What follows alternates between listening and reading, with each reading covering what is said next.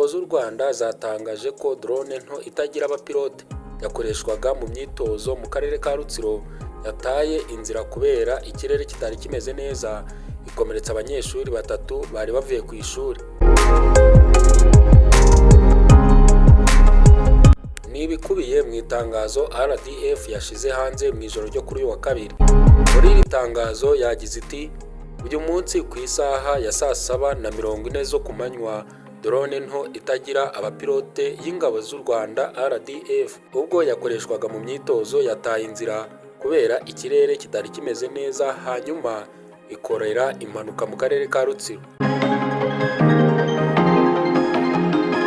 RDF yavuze ko iyi mpanuka hakomerekeyemo abanyeshuri, bityo bakaba barimo bavurwa, inihanganisha imiryango yabo.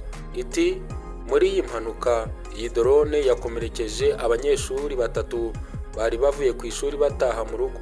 Babiri muri bo bari kuvurirwa ku kigo nderabuzima cya Kivumu, naho uwa gatatu yajyanywe kuvurirwa mu bitaro bya Murunda.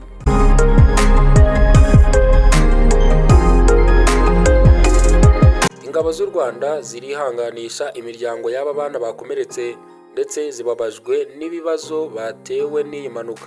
RDF yavuze ko kandi irimo gufatanya n'inzego z'ubuyobozi bw'ibanze hamwe n'abaganga kugira ngo abana bagize ikibazo bahabwe ubuvuzi bukwiye, ndetse ikaba iri butange ubufasha bukenewe haba ku bana no ku miryango yabo.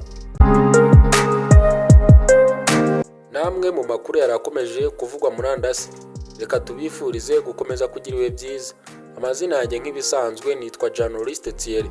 Ibuka gukanda subscribe niba utari wayikanda hano kuri Kadamu TV. Niba wakunze iyi video yihe like. Ukomeze mugire ibihe byiza, turabakunda cyane, Imana ibarinde. Hasta la vista.